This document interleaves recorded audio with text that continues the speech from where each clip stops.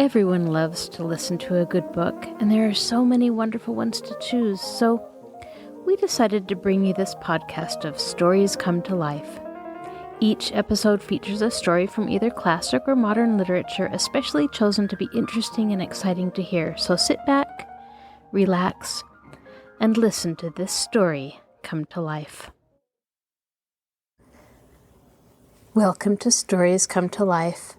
I am your host, Kathryn Lopez Luker. At the end of a very cold, very hungry day, Sara returns to her room to find sweet Ermengarde waiting for her. After the girls hear Miss Minchin scolding poor hungry Becky for something Becky had not done, Ermengarde remembers she has a hamper full of tasty things to eat in her room, and she creeps down to fetch it. Sara invites Becky to her room, and together they imagine a festive table to await the feast. But Miss Minchin discovers the impromptu party and angrily punishes Sara by withholding all her meals for the second day in a row, and threatening to turn Becky out into the street. The brokenhearted little girls cry themselves to sleep, but the magic that never quite allows the worst thing to happen steps in and changes Sara's world. Now sit back, relax, and listen to this story come to life. A Little Princess, Chapter 15, The Magic. When Sara had passed the house next door, she had seen Ram Dass closing the shutters, and caught her glimpse of this room also. "It is a long time since I saw a nice place from the inside," was the thought which crossed her mind. There was the usual bright fire glowing in the grate, and the Indian gentleman was sitting before it. His head was resting in his hand, and he looked as lonely and unhappy as ever. "Poor man," said Sara, "I wonder what you are supposing." And this was what he was supposing at that very moment. Suppose, he was thinking, suppose even if Carmichael traces the people to Moscow, the little girl they took from Madame Pascal's school in Paris is not the one we are in search of. Suppose she proves to be a quite different child. What steps shall I take next? When Sara went into the house, she met Miss Minchin, who had come downstairs to scold the cook. "Where have you wasted your time?" she demanded. "You have been out for hours." "It was so wet and muddy," Sara answered. "It was hard to walk, because my shoes were so bad and slipped about." "Make no excuses," said Miss Minchin, "and tell no falsehoods." Sara went in to the cook. The cook had received a severe lecture, and was in a fearful temper as a result. She was only too rejoiced to have someone to vent her rage on, and Sara was a convenience as usual. "Why didn't you stay all night?" she snapped. Sara laid her purchases on the table. "Here are the things," she said. The cook looked them over, grumbling. She was in a very savage humor indeed. "May I have something to eat?" Sara asked rather faintly. "Tea's over and done with," was the answer. "Did you expect me to keep it hot for you?" Sara stood silent for a second. "I had no dinner," she said, and her voice was quite low. She made it low because she was afraid it would tremble. "There's some bread in the pantry," said the cook. "That's all you'll get at this time of day." Sara went and found the bread. It was old and hard and dry. The cook was in too vicious a humor to give her anything to eat with it. It was always safe and easy to vent her spite on Sara. Really, it was hard for the child to climb the 3 long flights of stairs leading to her attic. She often found them long and steep when she was tired, but tonight it seemed as if she would never reach the top. Several times she was obliged to stop and rest.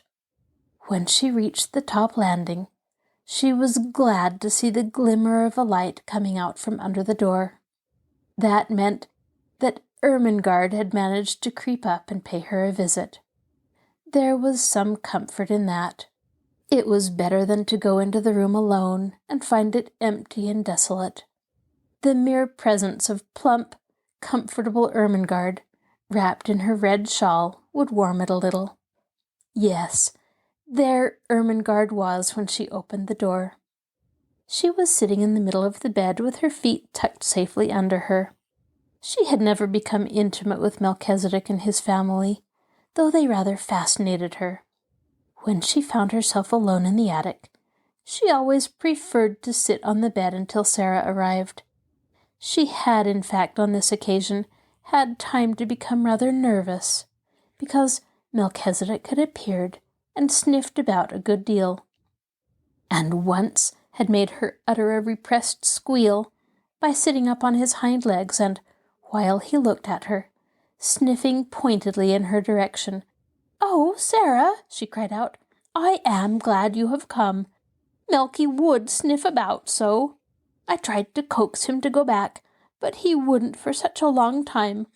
I like him, you know, but it does frighten me when he sniffs right at me.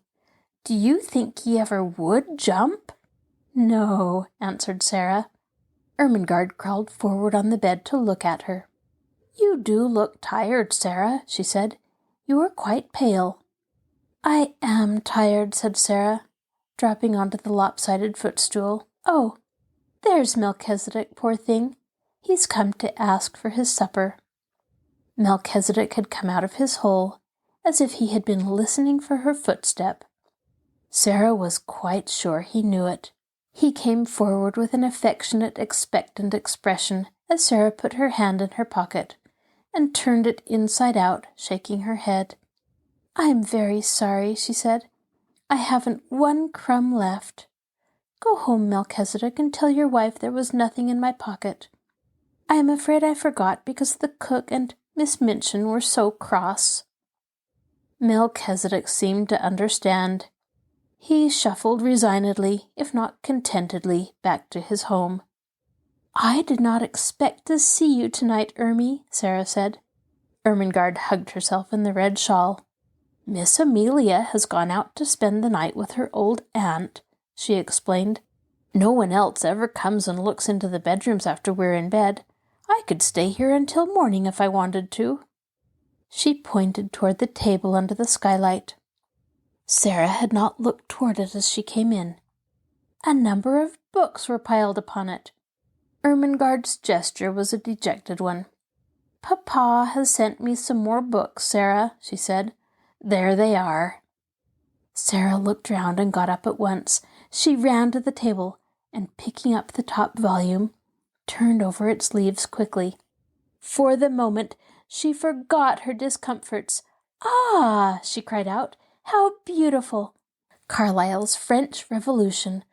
I have so wanted to read that." "I haven't," said Ermengarde, "and Papa will be so cross if I don't. He'll expect me to know all about it when I go home for the holidays. What shall I do?"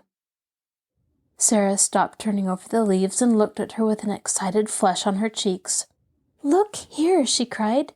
"If you'll lend me these books, I'll read them and tell you everything that's in them afterward. And I'll tell it so that you will remember it too." "Oh, goodness!" exclaimed Ermengarde. "Do you think you can?" "I know I can," Sara answered. "The little ones always remember what I tell them." "Sara," said Ermengarde, hope gleaming in her round face, "if you'll do that and make me remember, I'll give you anything." "I don't want you to give me anything," said Sara. "I want your books. I want them." And her eyes grew big and her chest heaved. "Take them then," said Ermengarde. "I wish I wanted them, but I don't. I'm not clever, and my father is, and he thinks I ought to be." Sara was opening one book after the other. "What are you going to tell your father?" she asked, a slight doubt dawning in her mind. "Oh, he needn't know," answered Ermengarde. "He'll think I've read them." Sara put down her book and shook her head slowly. "That's almost like telling lies," she said, "and lies, Well, you see, they're not only wicked, they're vulgar. Sometimes, she said reflectively, I've thought perhaps I might do something wicked. I might suddenly fly into a rage and kill Miss Minchin, when she was ill-treating me. But I couldn't be vulgar. Why can't you tell your father I read them? He wants me to read them, said Ermengarde, a little discouraged by this unexpected turn of affairs. He wants you to know what's in them, said Sara, and if I can tell it to you in an easy way, and make you remember it, I should think he would like that. He'll like it if I learn anything in any way, said rueful Ermengarde. You would if you were my father. It's not your fault, began Sara. She pulled herself up and stopped rather suddenly. She had been going to say, It's not your fault that you are stupid. That what? Ermengarde asked. That you can't learn things quickly, amended Sara. If you can't, you can't. If I can, why, I can, that's all. She always felt very tender of Ermengarde, and tried not to let her feel too strongly the difference between being able to learn anything at once and not being able to learn anything at all.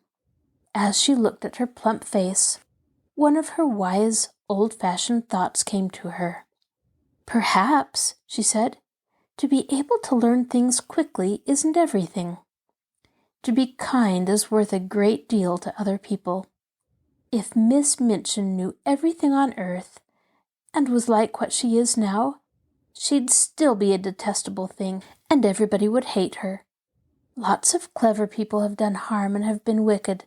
Look at Robespierre. She stopped and examined Ermengarde's countenance, which was beginning to look bewildered. Don't you remember? She demanded. I told you about him not long ago. I believe you've forgotten. Well, I don't remember all of it, admitted Ermengarde.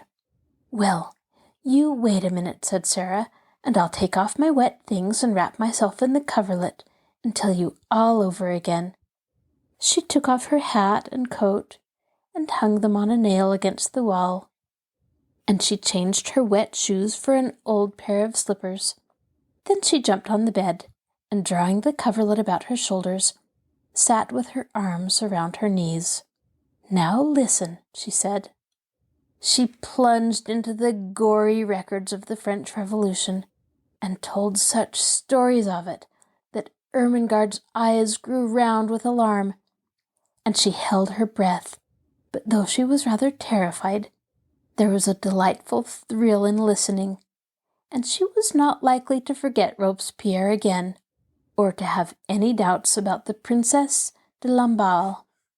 You know, they put her head on a pike and danced around it, Sara exclaimed, and she had beautiful blonde floating hair, and when I think of her, I never see her head on her body, but always on a pike, with those furious people dancing and howling. It was agreed that Mr. St. John was to be told the plan they had made, and for the present the books were to be left in the attic. Now, let's tell each other things, said Sara. How are you getting on with your French lessons? Ever so much better since the last time I came up here, and you explained the conjugations. Miss Minchin could not understand why I did my exercises so well that first morning. Sara laughed a little and hugged her knees. She doesn't understand why Lottie is doing her sums so well, she said. But it is because she creeps up here too, and I help her. She glanced around the room. The attic would be rather nice. If it wasn't so dreadful, she said, laughing again. It's a good place to pretend in. The truth was that Ermengarde did not know anything of the sometimes almost unbearable side of life in the attic, and she had not a sufficiently vivid imagination to depict it for herself. On the rare occasions that she could reach Sara's room, she only saw that side of it which was made exciting by things which were pretended and stories that were told. Her visits partook of the character of adventures, and though sometimes Sara looked rather pale, and it was not to be denied that she had grown very thin. Her proud little spirit would not admit of complaints. She had never confessed that at times she was almost ravenous with hunger, as she was tonight. She was growing rapidly, and her constant walking and running about would have given her a keen appetite, even if she had had abundant and regular meals of a much more nourishing nature than the unappetizing, inferior food snatched at such odd times as suited the kitchen convenience. She was growing used to a certain gnawing feeling in her young stomach. I suppose soldiers feel like this when they are on a long and weary march, she often said to herself. She liked the sound of the phrase long and weary march. It made her feel rather like a soldier. She also had a quaint sense of being a hostess in the attic. If I lived in a castle, she argued, and Ermengarde was the lady of another castle and came to see me, with knights and squires and vassals riding with her, and pennants flying, when I heard the clarions sounding outside the drawbridge, I should go down to receive her, and I should spread feasts in the banquet hall, and call in minstrels to sing and play and relate romances. When she comes into the attic, I can't spread feasts, but I can tell stories, and not let her know disagreeable things. I dare say poor little chatelaines had to do that in times of famine, when their lands had been pillaged. She was a proud, brave little chatelaine, and dispensed generously the one hospitality she could offer. The dreams she dreamed, the visions she saw, the imaginings, which were her joy and comfort. So, as they sat together, Ermengarde did not know that she was faint as well as ravenous, and that while she talked, she now and then wondered if her hunger would let her sleep when she was left alone. She felt as if she had never been quite so hungry before. "I wish I was as thin as you, Sara," Ermengarde said suddenly. "I believe you are thinner than you used to be.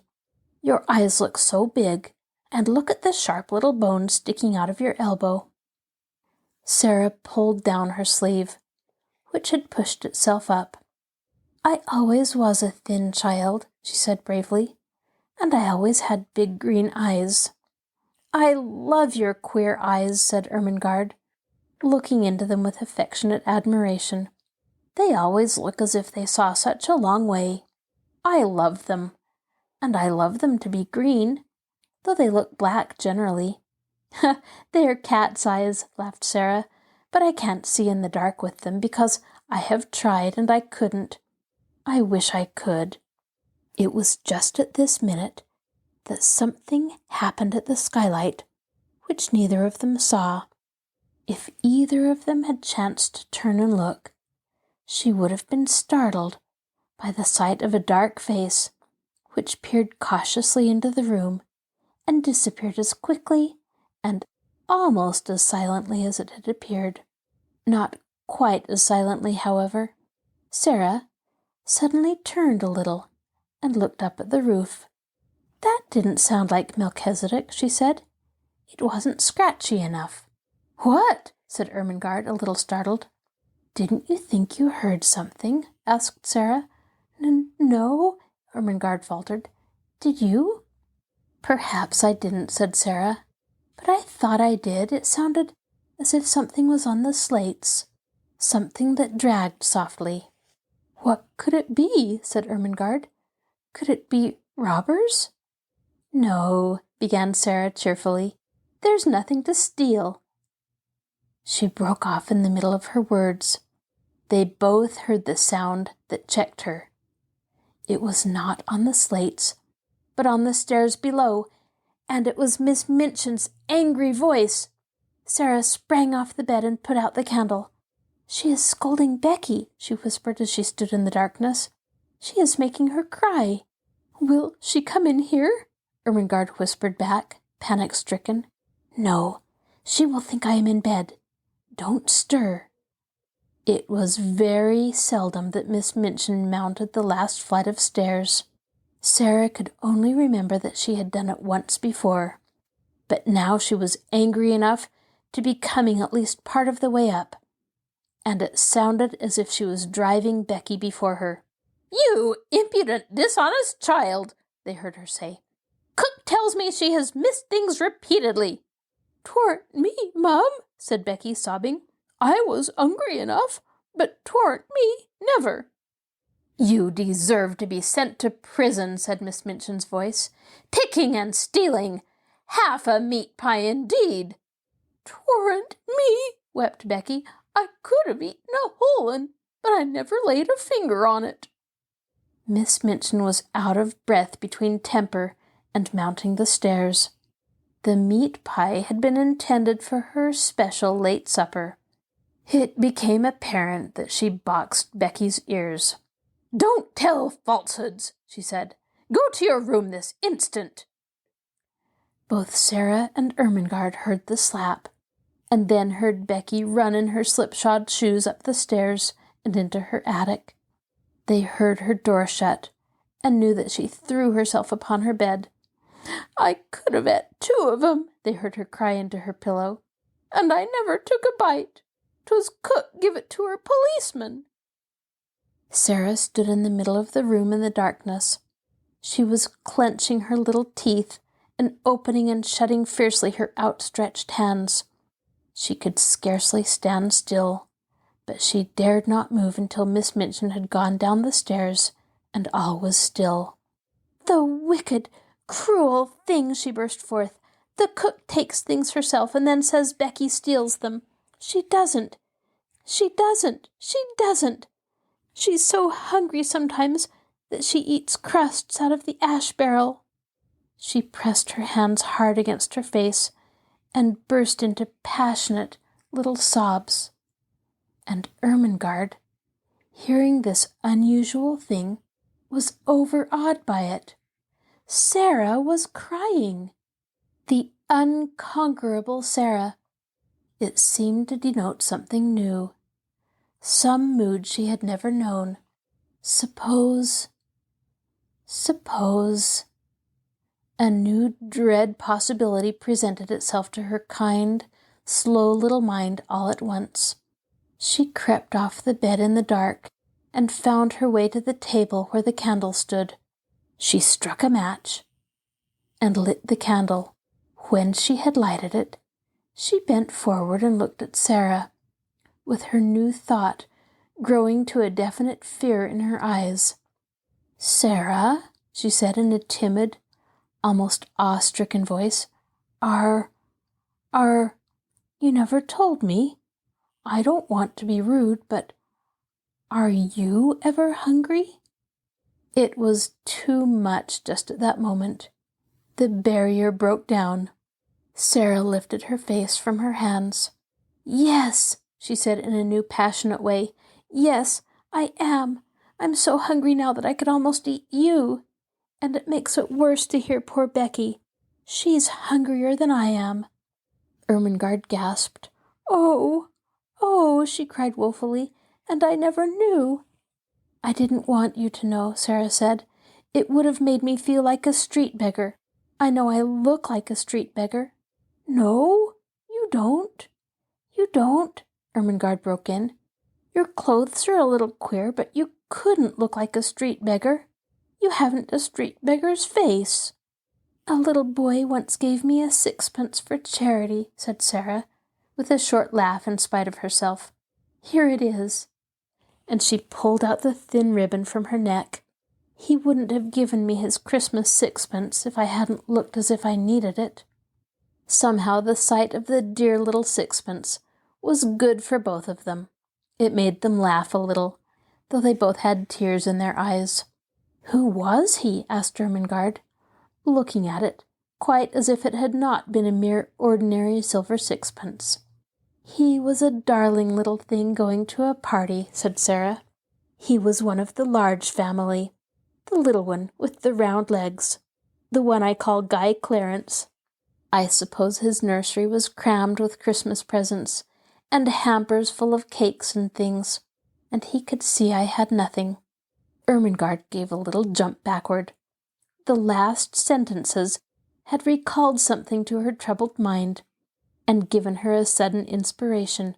"Oh, Sara," she cried, "what a silly thing I am not to have thought of it." "Of what?" "Something splendid," said Ermengarde in an excited hurry. "This very afternoon my nicest aunt sent me a box. It's full of good things. I never touched it. I had so much pudding at dinner. And I was so bothered about Papa's books." Her words began to tumble over each other. "It's got cake in it, and little meat pies, and jam tarts and buns, and oranges and red currant wine and figs and chocolate. I'll creep back into my room and get it this minute, and we'll eat it now." Sara almost reeled. When one is faint with hunger, the mention of food has sometimes a curious effect. "Do you think you could?" she ejaculated. "I know I could," answered Ermengarde, and she ran to the door, opened it softly, put her head out into the darkness and listened. Then she went back to Sara. "The lights are out. Everybody's in bed. I can creep, and no one will hear." It was so delightful that they caught each other's hands, and a sudden light sprang into Sara's eyes.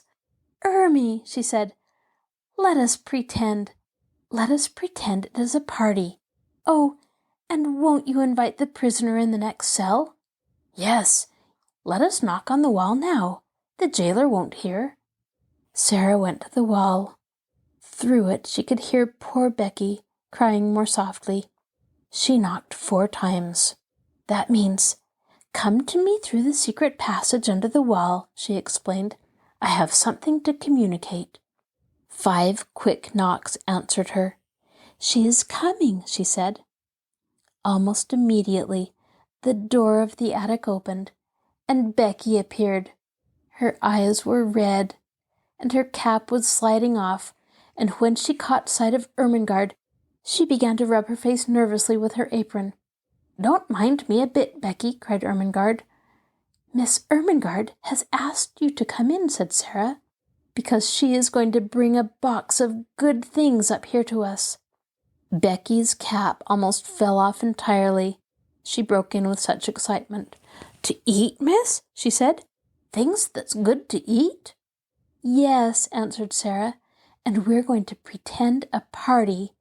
"And you shall have as much as you want to eat," put in Ermengarde. "I'll go this minute." She was in such haste that as she tiptoed out of the attic, she dropped her red shawl and did not know it had fallen. No one saw it for a minute or so. Becky was too much overpowered by the good luck which had befallen her. Oh, miss," she gasped. "I know it was you that asked her to let me come. It makes me cry to think of it." And she went to Sara's side and stood and looked at her worshippingly. But in Sara's hungry eyes, the old light had begun to grow and transform her world for her.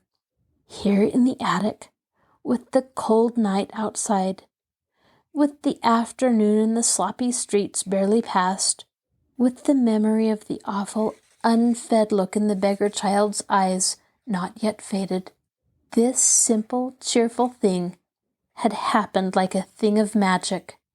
She caught her breath. "Somehow, something always happens," she cried, "just before things get to be the very worst. It's as if the magic did it. If I could only just remember that always, the worst thing never quite comes." She gave Becky a cheerful little shake. No, you mustn't cry," she said. "We must make haste and set the table." "Set the table, miss?" said Becky, gazing round the room. "What'll we set it with?" Sara looked around the attic too. "There doesn't seem to be much," she answered, half laughing. At that moment, she saw something and pounced upon it. It was Ermengarde's red shawl which lay upon the floor. "Here's the shawl," she cried. "I know she won't mind it. It will make such a nice red tablecloth." They pulled the old table forward and threw the shawl over it. Red is a wonderfully kind and comfortable color. It began to make the room look furnished directly. "How nice a red rug would look on the floor," exclaimed Sara. "We must pretend there is one." Her eye swept the bare boards with a swift glance of admiration. The rug was laid down already. "How soft and thick it is," she said with a little laugh, which Becky knew the meaning of, and she raised and set her foot down again delicately, as if she felt something under it. "Yes, miss," answered Becky, watching her with serious rapture. She was always quite serious. "What next now?" said Sara, and she stood still and put her hands over her eyes. "Something will come if I think and wait a little," in a soft, expectant voice. "The magic will tell me." One of her favorite fancies was that on the outside, as she called it, thoughts were waiting for people to call them. Becky had seen her stand and wait many a time before, and knew that in a few seconds she would uncover an enlightened, laughing face. In a moment she did. "There!" she cried. "It has come. I know now. I must look among the things in the old trunk I had when I was a princess." She flew to its corner and kneeled down. It had not been put in the attic for her benefit, but because there was no room for it elsewhere. Nothing had been left in it but rubbish, but she knew she should find something. The magic always arranged that kind of thing in one way or another. In a corner lay a package, so insignificant-looking that it had been overlooked, and when she herself had found it, she had kept it as a relic. It contained 12 small white handkerchiefs. She seized them joyfully and ran to the table. She began to arrange them upon the red tablecloth, patting and coaxing them into shape, with the narrow lace edge curling outward, her magic working its spells for her as she did it. "These are the plates," she said. "They are golden plates. These are the richly embroidered napkins. Nuns worked them in convents in Spain." "Did they, miss?" breathed Becky, her very soul uplifted by the information. "You must pretend it," said Sara. "If you pretend it enough, you will see them." "Yes, miss," said Becky, and as Sara returned to the trunk, she devoted herself to the effort of accomplishing an end so much to be desired. Sara turned suddenly to find her standing by the table, looking very queer indeed. She had shut her eyes and was twisting her face in strange, convulsive contortions, her hands hanging stiffly clenched at her sides. She looked as if she was trying to lift some enormous weight. "What is the matter, Becky?" Sara cried. "What are you doing?" Becky opened her eyes with a start. "I was a-pretendin', miss," she answered a little sheepishly. "I was trying to see it like you do. I almost did," with a hopeful grin, "but it takes a lot of strength." "Perhaps it does if you're not used to it," said Sara with friendly sympathy. "But you don't know how easy it is when you've done it often. I wouldn't try so hard just at first. It will come to you after a while. I'll just tell you what things are. Look at these." She held out an old summer hat in her hand, which she had fished out of the bottom of the trunk.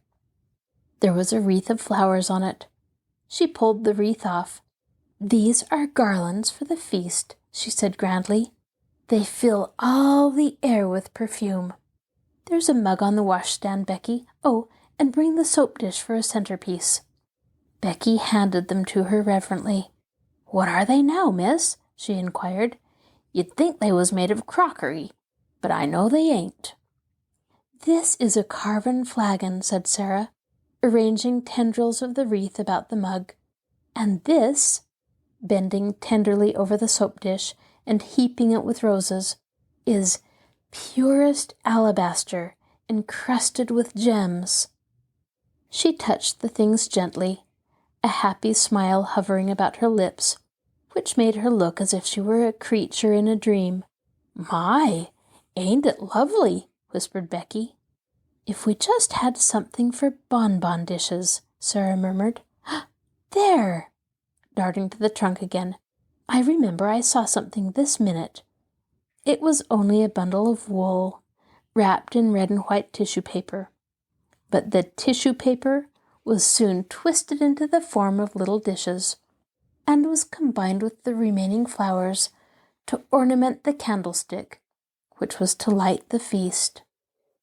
Only the magic could have made it more than an old table covered with a red shawl and set with rubbish from a long unopened trunk.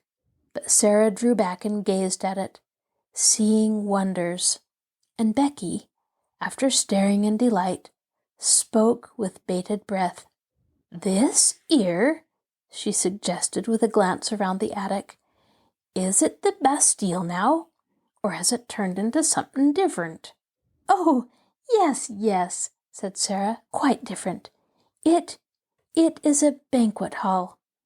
"My eye, miss," ejaculated Becky, "a blanket hall." And she turned to view the splendors about her with awed bewilderment. "A banquet hall," said Sara, "a vast chamber where feasts are given. It has a vaulted roof, and a minstrel's gallery, and a huge chimney filled with blazing oaken logs, and it is brilliant with waxen tapers twinkling on every side." "My eye, Miss Sara," gasped Becky again. Then the door opened, and Ermengarde came in, rather staggering under the weight of her hamper. She started back with an exclamation of joy. To enter from the chill darkness outside and find oneself confronted by a totally unanticipated festal board, draped with red, adorned with white napery, and wreathed with flowers, was to feel that the preparations were brilliant indeed. "Oh, Sara," she cried out, "you are the cleverest girl I ever saw." "Isn't it nice?" said Sara. "They are things out of my old trunk. I asked my magic, and it told me to go and look." "But oh, miss," cried Becky, "wait till she's told you what they are. They ain't just—" "Oh, please, miss, tell her," appealing to Sara. So Sara told her, and because her magic helped her, she made her almost see it all. The golden platters, the vaulted spaces, the blazing logs, the twinkling wax tapers. As the things were taken out of the hamper, the frosted cakes, the fruits, the bonbons, and the wine, the feast became a splendid thing. "It's like a real party," cried Ermengarde. "It's like a queen's table," sighed Becky. Then Ermengarde had a sudden brilliant thought. "I'll tell you what, Sara," she said. "Pretend you are a princess now, and this is a royal feast." "But it's your feast," said Sara. "You must be the princess, and we will be your maids of honor." "Oh, I can't," said Ermengarde. "I'm too fat, and I don't know how. You be her." "Well, if you want me to be," said Sara. But suddenly she thought of something else and ran to the rusty grate. "There is a lot of paper and rubbish stuffed in here," she exclaimed. "If we light it, there will be a bright blaze for a few minutes, and we shall feel as if it was a real fire." She struck a match and lighted it up, and a great, spacious glow illuminated the room. "By the time it stops blazing," Sara said, "we shall forget about its not being real." She stood in the dancing glow and smiled. "Doesn't it look real?" she said. "Now we will begin the party." She led the way to the table. She waved her hand graciously to Ermengarde and Becky. She was in the midst of her dream. "Advance, fair damsels," she said in her happy, dreamlike voice, "and be seated at the banquet table. My noble father the king, who is absent on a long journey, has commanded me to feast you." She turned her head slightly toward the corner of the room. "What ho there, minstrels! Strike up with your viols and bassoons." Princesses, she explained rapidly to Ermengarde and Becky, always had minstrels to play at their feasts. "Pretend there is a minstrel gallery up there in the corner. Now we will begin." They had barely time to take their pieces of cake into their hands. Not one of them had time to do more, when they all three sprang to their feet and turned pale faces toward the door, listening. Someone was coming up the stairs. There was no mistaking about it. Each of them recognized the angry, mounting tread, and knew that the end of all things had come. It's the missus," choked Becky, and dropped her piece of cake upon the floor. "Yes," said Sara, her eyes growing shocked and large in her small white face. "Miss Minchin has found us out." Miss Minchin struck the door open with a blow of her hand. She was pale herself, but it was with rage. She looked from the frightened faces to the banquet table, and from the banquet table to the last flicker of the burnt paper in the grate. "I have been suspecting something of this sort," she exclaimed, "but I did not dream of such audacity. Lavinia was telling the truth." So they knew that it was Lavinia who had somehow guessed their secret and betrayed them. Miss Minchin strode over to Becky and boxed her ears for the second time. "You impudent creature," she said. "You leave the house in the morning." Sara stood quite still, her eyes growing larger, her face paler. Ermengarde burst into tears. "Oh, don't send her away," she sobbed. "My aunt sent me the hamper. We were only having a party." "So I see," said Miss Minchin witheringly, "with the Princess Sara at the head of the table." She turned fiercely on Sara. "It's your doing, I know," she cried. "Ermengarde would never have thought of such a thing. You decorated the table, I suppose, with this rubbish." She stamped her foot at Becky. "Go to your attic," she commanded, and Becky stole away, her face hidden in her apron, her shoulders shaking. Then it was Sara's turn again. "I will attend to you tomorrow. You shall have neither breakfast, dinner, nor supper." "I have not had either dinner or supper today, Miss Minchin," said Sara rather faintly. "Then all the better. You will have something to remember. Don't stand there. Put those things into the hamper again." She began to sweep them off the table into the hamper herself, and caught sight of Ermengarde's new books. "And you," to Ermengarde, "have brought your beautiful new books into this dirty attic. Take them up and go back to bed. You will stay there all day tomorrow, and I shall write to your papa. What would he say if he knew where you are tonight?" Something she saw in Sara's grave, fixed gaze at this moment made her turn on her fiercely. "What are you thinking of?" she demanded. "Why do you look at me like that?" "I was wondering," answered Sara, as she had answered that notable day in the schoolroom. "What were you wondering?" It was very like the scene in the schoolroom. There was no pertness in Sara's manner. It was only sad and quiet. "I was wondering," she said in a low voice, "what my papa would say if he knew where I am tonight." Miss Minchin was infuriated, just as she had been before, and her anger expressed itself as before in an intemperate fashion. She flew at her and shook her. "You insolent, unmanageable child!" she cried. "How dare you? How dare you?" She picked up the books, swept the rest of the feast back into the hamper in a jumbled heap, thrust it into Ermengarde's arms, and pushed her toward the door. "I will leave you to wonder," she said. "Go to bed this instant." And she shut the door behind herself and poor stumbling Ermengarde, and left Sara standing quite alone. The dream was at an end. The last spark had died out of the paper in the grate, and left only black tinder. The table was left bare.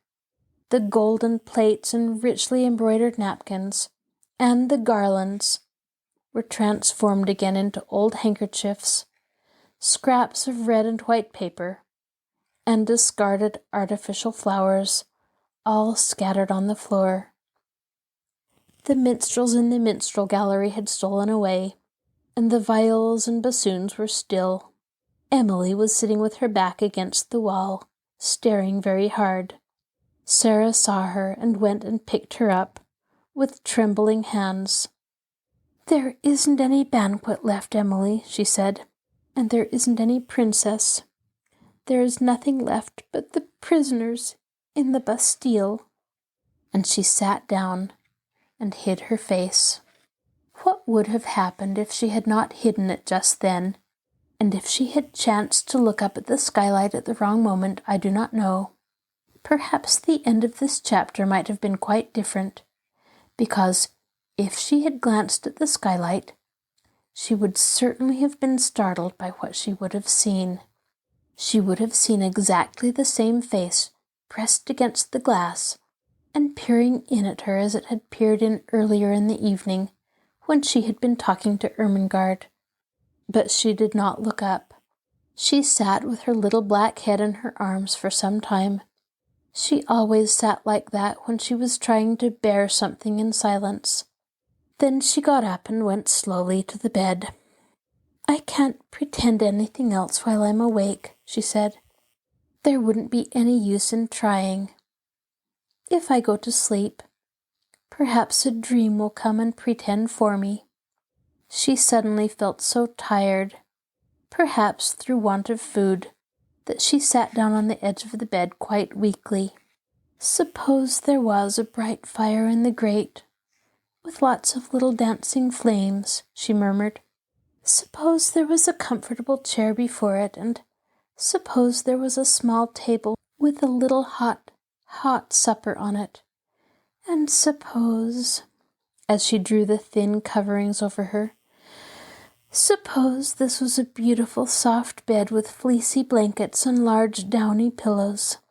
Suppose.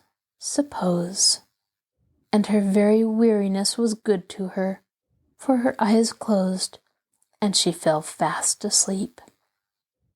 She did not know how long she slept, but she had been tired enough to sleep deeply and profoundly, too deeply and soundly to be disturbed by anything, even by the squeaks and scamperings of Melchizedek's entire family. If all his sons and daughters had chosen to come out of their hole to fight and tumble and play. When she awakened, it was rather suddenly, and she did not know that any particular thing had called her out of sleep. The truth was, however, that it was a sound which had called her back, a real sound.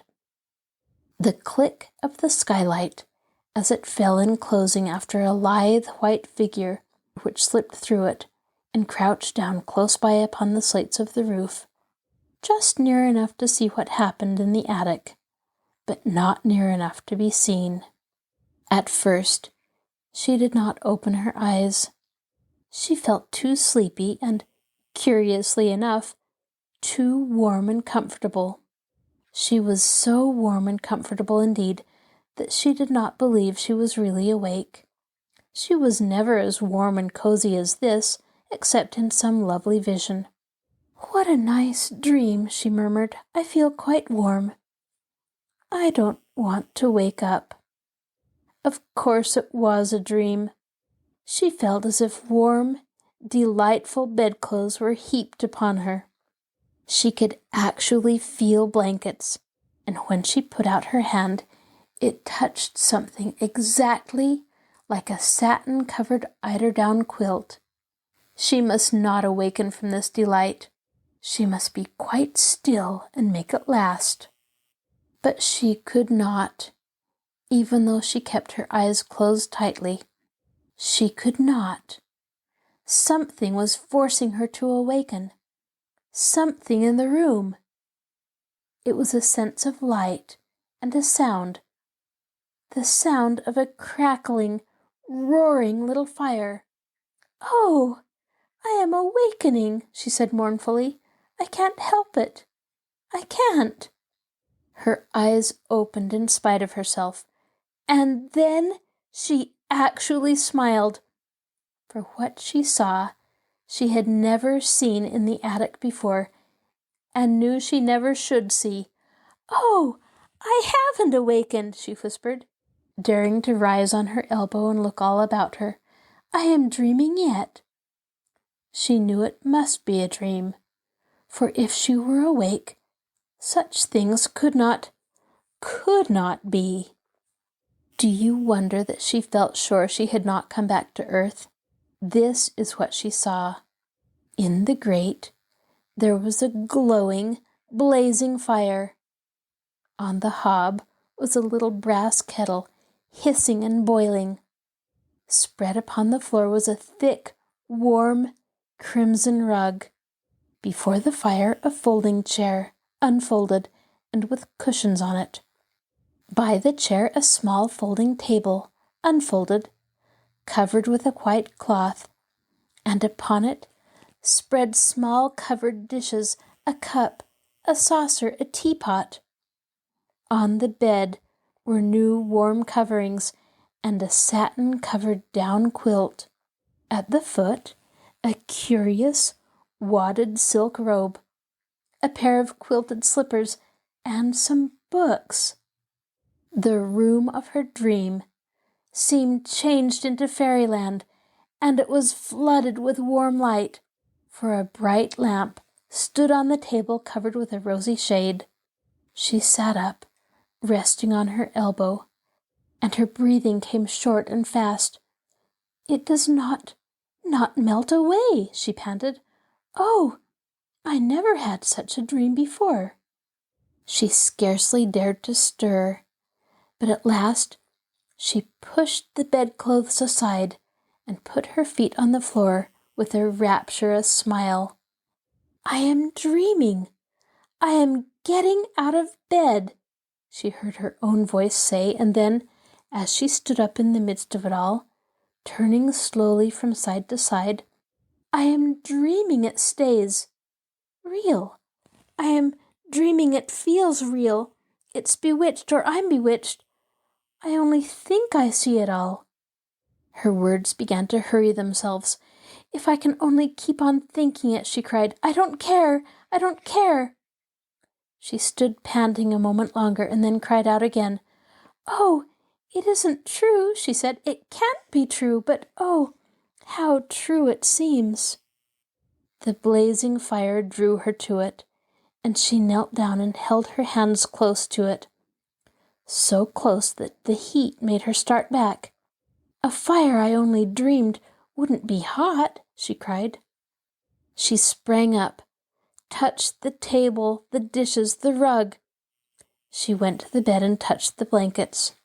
She took up the soft, wadded dressing gown and suddenly clutched it to her breast and held it to her cheek. "It's warm. It's soft," she almost sobbed. "It's real. It must be." She threw it over her shoulders and put her feet into the slippers. "They are real too. It's all real," she cried. I'm not dreaming." She almost staggered to the books and opened the one that lay on the top. Something was written on the flyleaf, just a few words, and they were these: "To the little girl in the attic, from a friend." When she saw that, wasn't it a strange thing for her to do? She put her face down upon the page and burst into tears. "I don't know who it is," she said, "but somebody cares for me a little.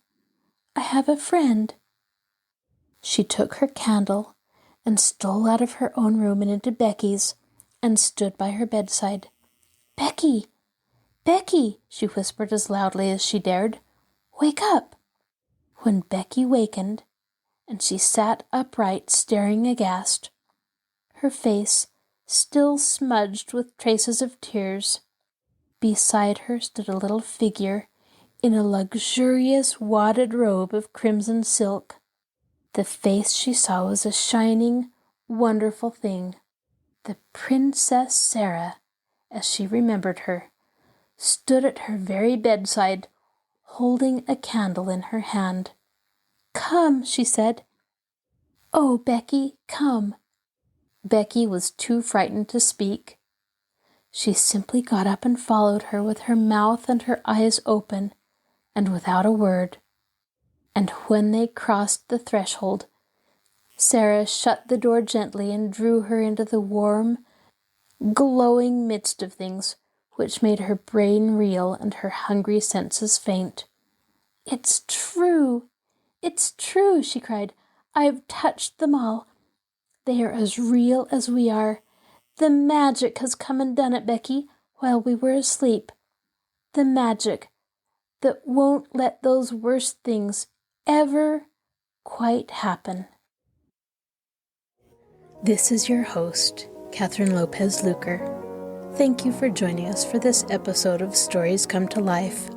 Be sure to join us next time when we continue to listen to A Little Princess. I'd love to hear your suggestions for future stories. You can contact me by email at kluker@marshallpl.org. I'll talk to you again soon.